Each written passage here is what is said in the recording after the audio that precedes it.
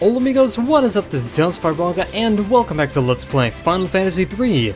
The last episode was kind of a short one, but it was pretty important, as we got Noah's loot from the Temple of Time, and managed to overpower every enemy that ever existed. Also, we woke up Une, the last person that we need to have in our party. So that's cool. Anyway, you go over here, in your nice little Nautilus there. Had the frame rate freak out for a second. I have no idea what that was about, but... oh man, spooky cave music. You know what this means. Oh man. Oh, and if this is the... yes, this is the dungeon I'm thinking about with these assholes. Oh man. Welcome to the first enemy that you're really going to be hating. The Eater. Now mind you, the Eater is not going to be too powerful as long as you have Une casting Holy, but... since Une is probably not going to be casting Holy all the time, Eaters are going to be pretty painful to fight against. The reason why is because anytime you hit an Eater with an attack that doesn't kill them on the spot, they will actually divide into multiple... what? Wait, hold on. You're supposed to divide... they're supposed to divide. They're supposed to... was his HP just too low to divide? But I thought they were supposed to divide no matter... have we really just fucked this game? We devote our lives to studying the ruins left by the ancients. Okay, that's cool. An adamantite wall crumbled during the earthquake, and we've lost contact with the advanced team that went deeper into the caves. That's cool. Oh, adamantite, huh? Well, let's let Refia just, like, tap it lightly and see if it breaks. Or, we just get Une to do it. Striking Dreamworld stones against any material from this world, with an adamantite should annihilate both objects. That seems very unsafe. Also, she just kind of, like... okay. You know what would have been awesomer? If it was like a laser beam? That would have been good. Or if she, like, shot a Hadoken. Would you not want to see an old woman fire Hadokens at people? That would be cool.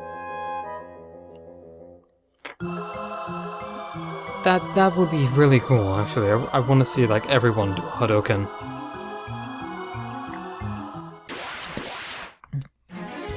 And, oh, hello. What is your name? Pyralis? Pyralis, huh? Well, I'm just gonna punch you a lot. And, oh, nope, Une's got it. Haste! That's the other thing she casts. So, haste. Maybe I should explain it. Haste is an amazing spell.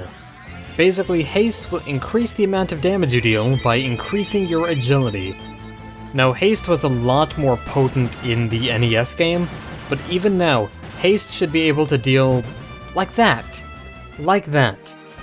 Basically, the higher your agility is, the more hits you deal. Like I said, haste in this game isn't as immediately rewarding, but it's still got its uses. Oh, that was just a treasure chest. And Eaters. Treasure and Eaters? I don't like that at all. That's not what I usually order at restaurants.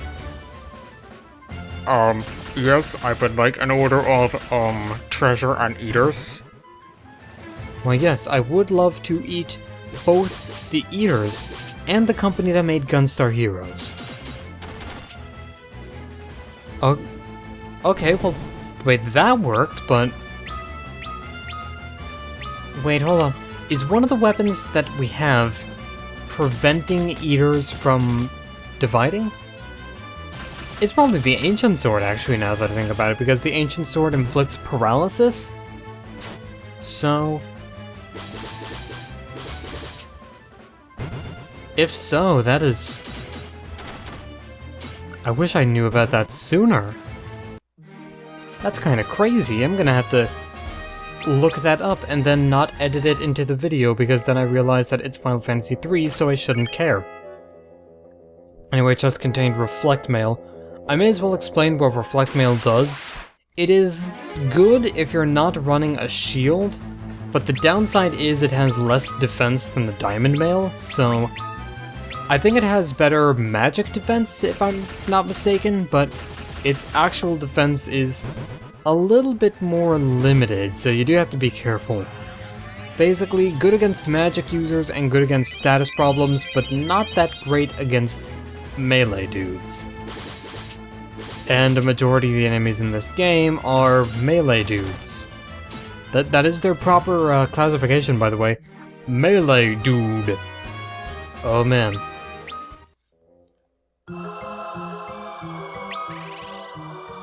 Actually, let us heal you up a little bit. There we go. Actually, heal the entire party up with that.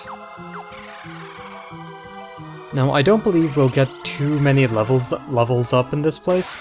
We're probably gonna get like one, but we're especially not gonna get it if we just get big enemies. One of the things I actually have a problem with is big enemies. So basically, any enemy that appears solo gives more experience than you would normally get from like a single group enemy. But solo enemies also have a lot. They're basically just like, you have so much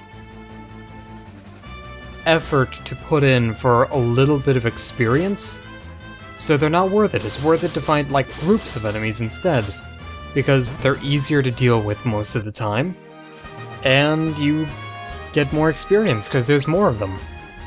Now mind you, those guys actually give out a lot of experience for just a single enemy, so that's fine, but groups are still more efficient. I will just tell you that right now.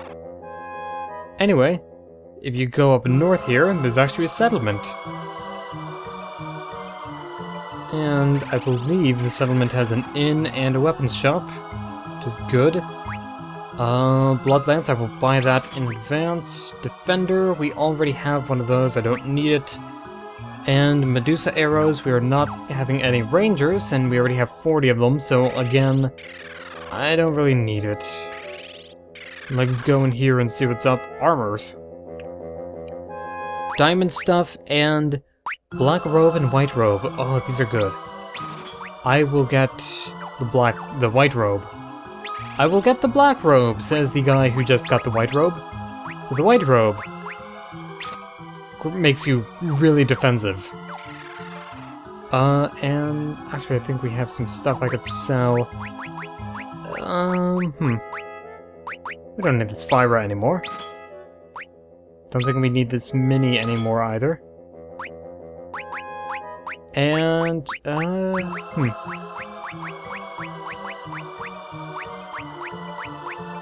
What else? We probably don't need those Thunder Spears, so now I will buy a black robe, just in case Refia goes back to being black magic person. The black robe's basically the same thing. The white robe and black robe also have additional effects of increasing the stats that determine white and black magic damage. Alright, you sell sundries, so, you keep doing what it is you think you're doing. You are the innkeeper. I'm gonna man mode it and not go to the innkeeper.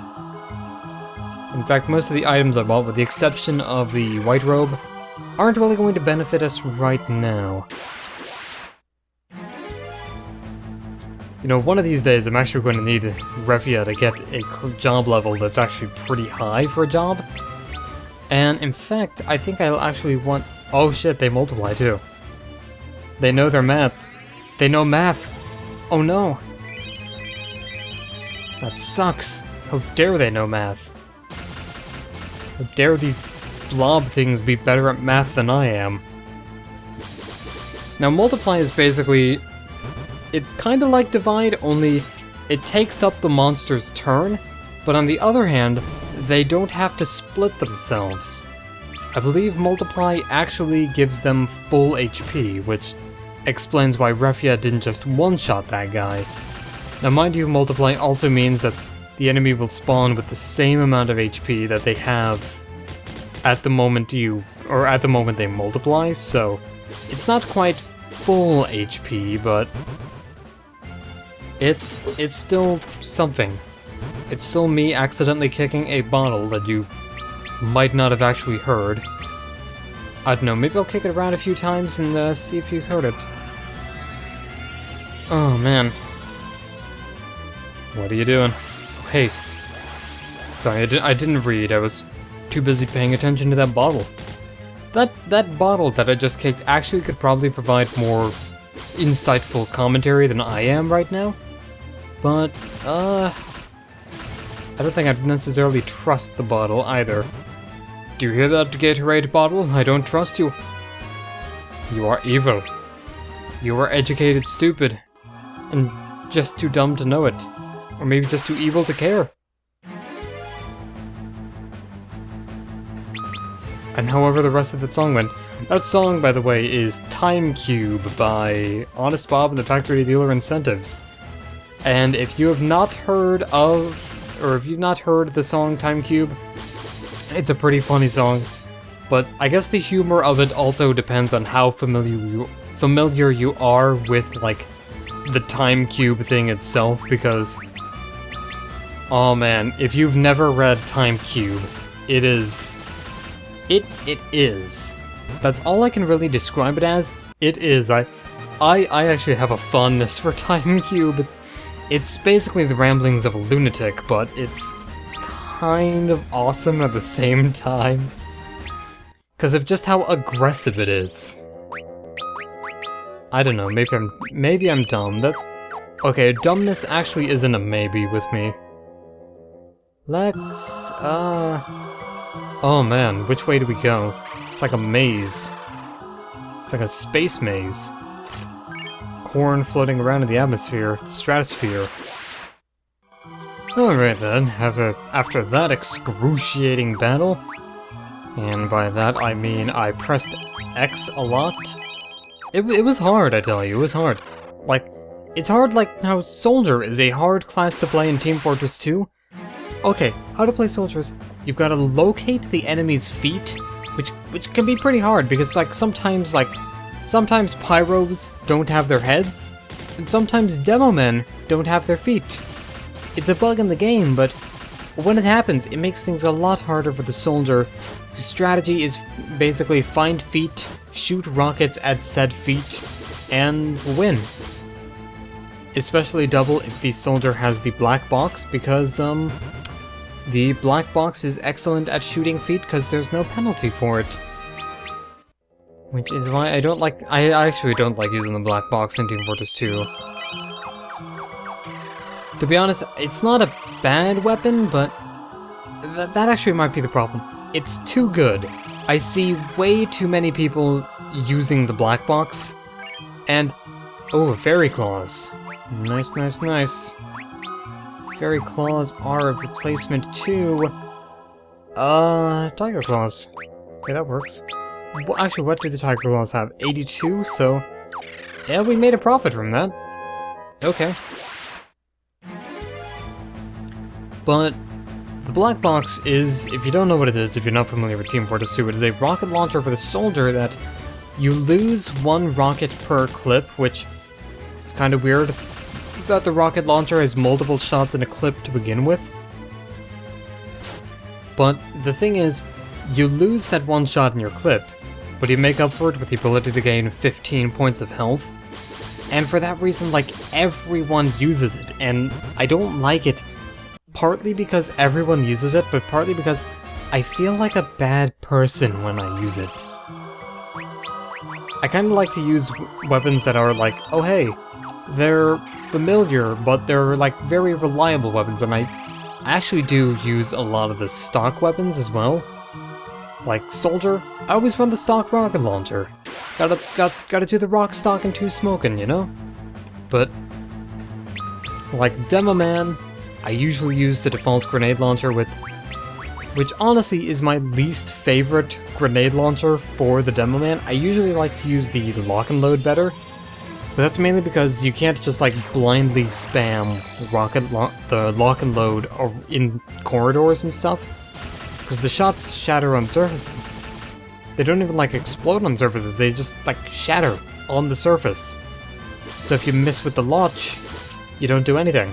Unless you miss but hit an engineer's buildings, in which case you probably do something, because it does actually have splash damage when it explodes like that.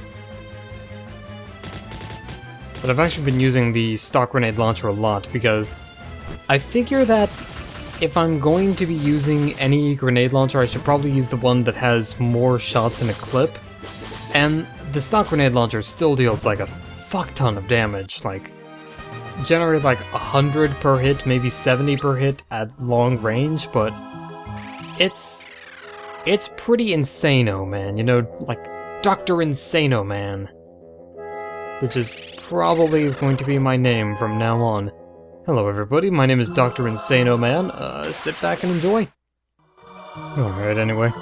Actually, something in that battle just kind of... For some reason I was just reminded...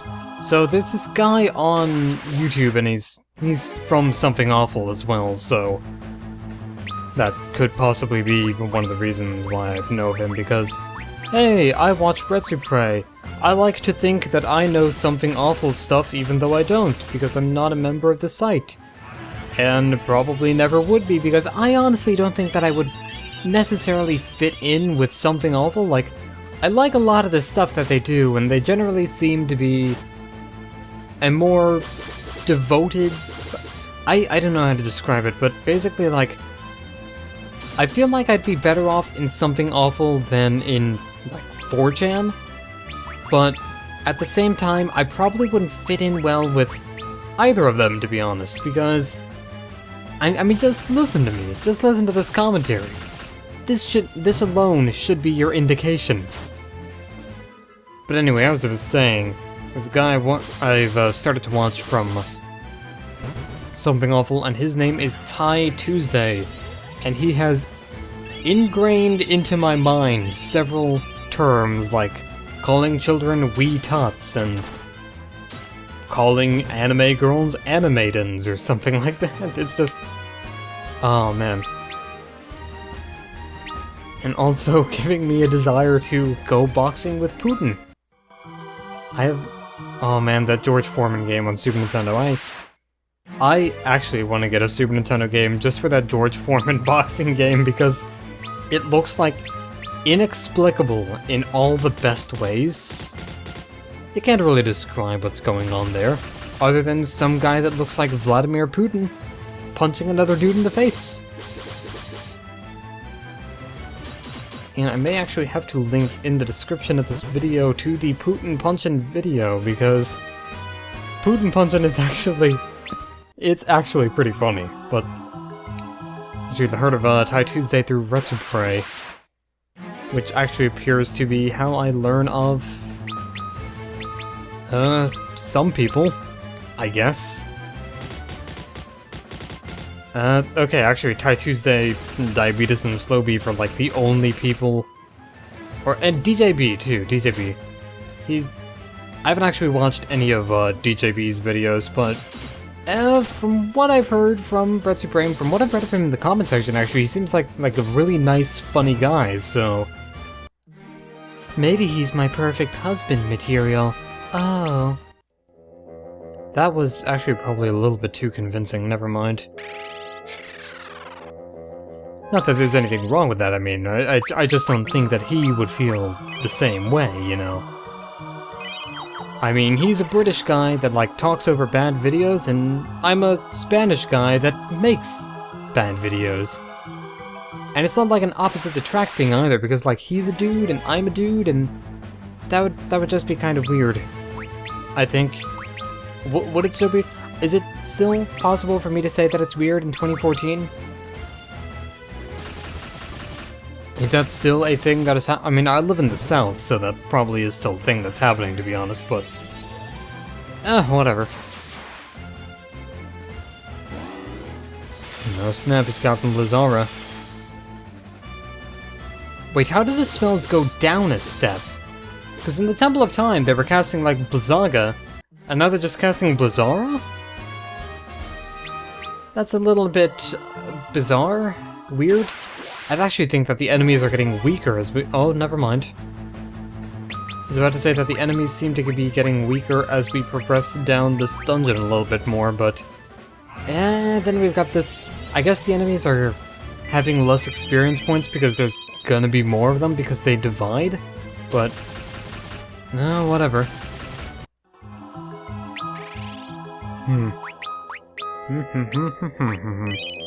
guess who got another level up? These guys. Okay, I said that we'd only be getting like one level here, but apparently they just want to be really generous with the levels up, which I guess I can't complain too much about, but at the same time, things are progressing a lot faster than I had anticipated. No, well, whatever. Legs go, board, the Invincible.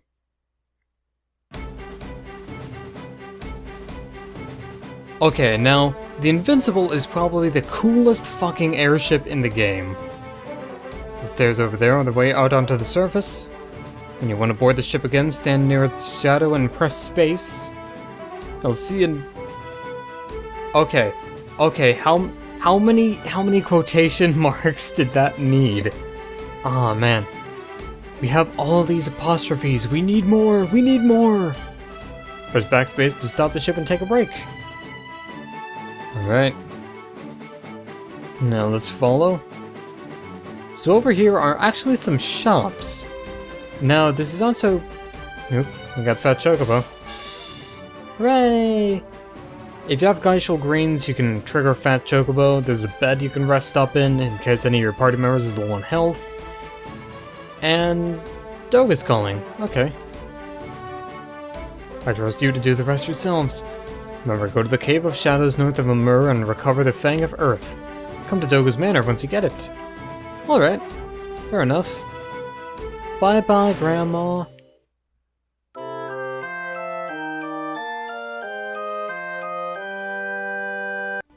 That's a jingle you never hear very often. Have we ever actually heard that jingle before? Huh. Oh well, what... I think it's when Sid was around, maybe? Oh well, whatever. Anyway, to explain these shops, if you need items, go to these shops. Can we actually get in front of this shop and trigger? Apparently not. Come on. Come on.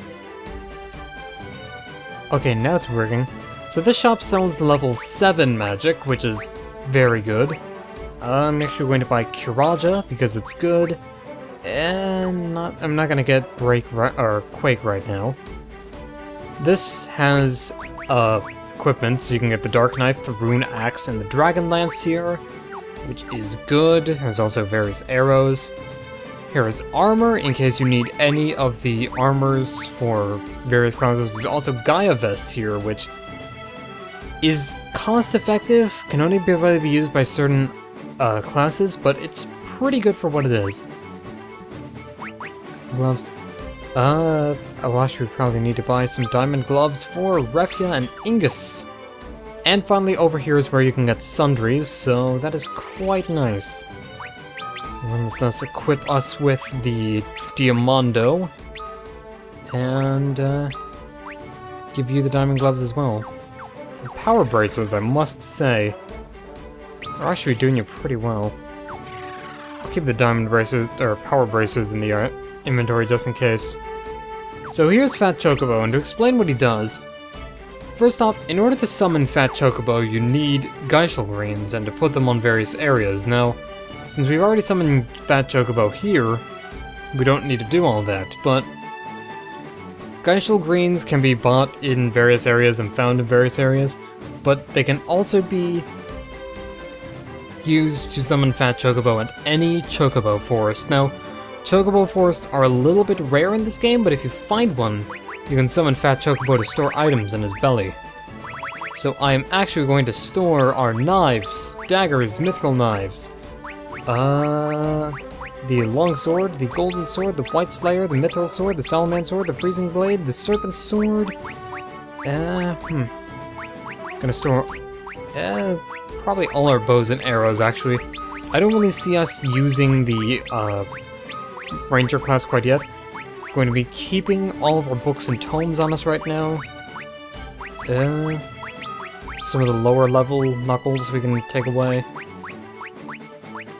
Shuriken we're gonna store, Chakram we're gonna store. All the bells we're gonna store because we don't have a class that can use them right now.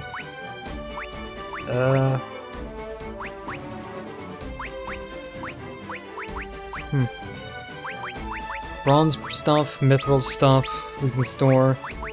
And... should actually just about do us. Once we're done giving everything. Also, rusty mail. Why do we even have rusty mail?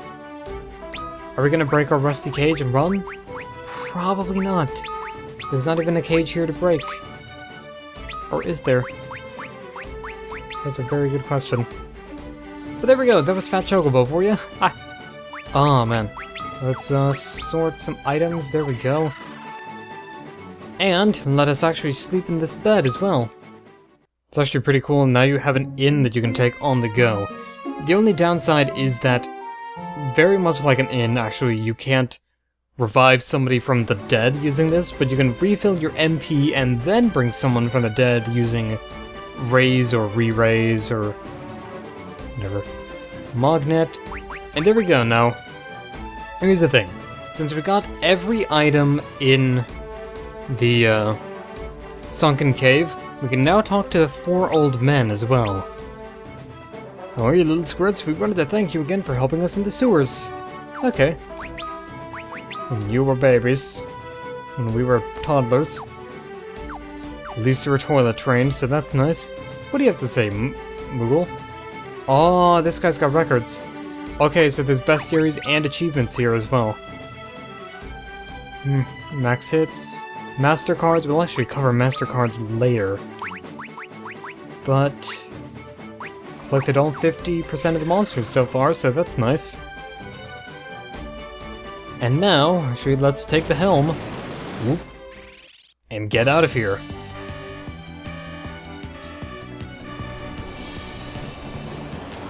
Arise, chicken! Aha! There we go, and now we need to find where we once were with the Nautilus, cause stuff. I don't want to go into the next area quite yet, because I need to do some job level training and stuff for an optional area that we can go into.